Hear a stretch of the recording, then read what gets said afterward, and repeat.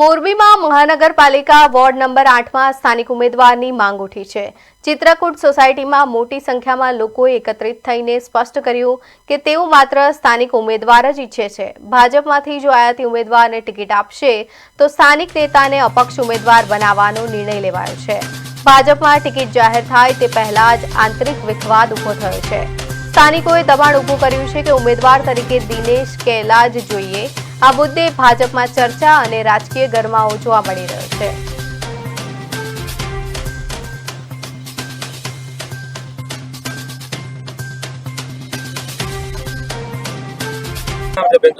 મારું નામ કાજલ સંઘાણી છે।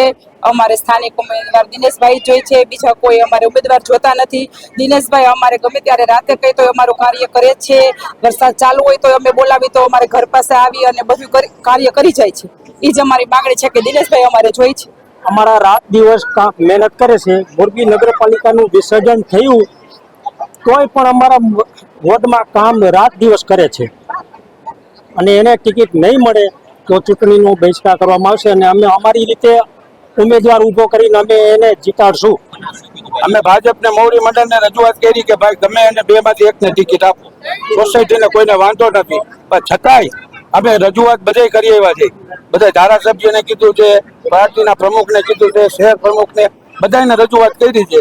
એ લોકો એમ કીધું કે અમે આગળ વિચારી છીએ આવી બધી વાતો કરીએ અમે અને અમે કહીને આવતા રહીએ।